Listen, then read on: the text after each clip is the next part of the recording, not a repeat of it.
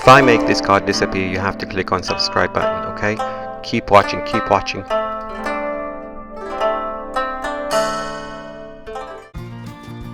In this video, I will cover menopause.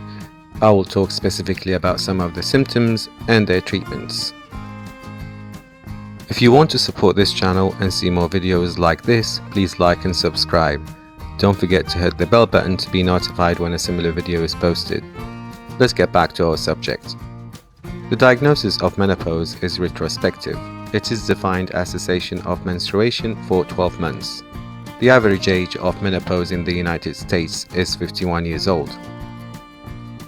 Symptoms include hot flashes, during which the patient will have chills, clamminess, anxiety, and occasional palpitations.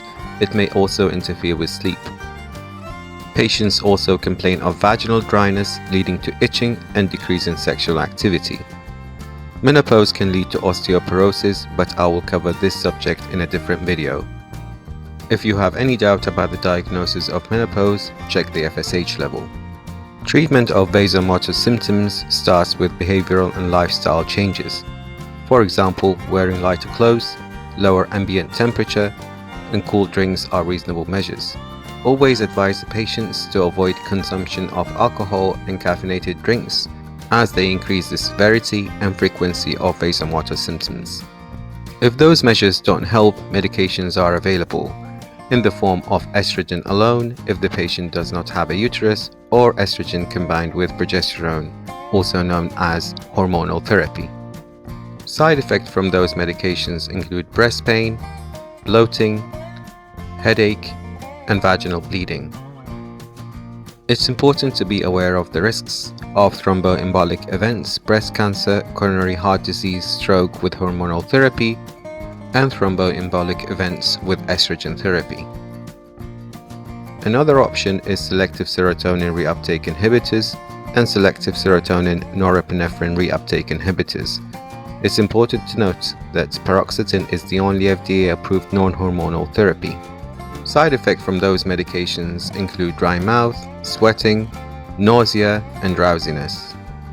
A third option is the centrally acting alpha-2 agonist clonidine.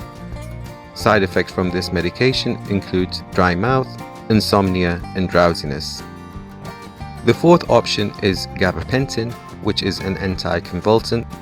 Side effects include dizziness, somnolence, and peripheral edema. There is insufficient evidence that herbal remedies reduce the symptoms of menopause, therefore I will not cover them in this video.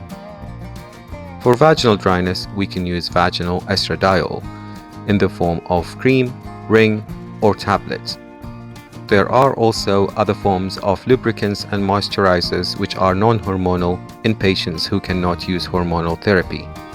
For videos like this, like and subscribe.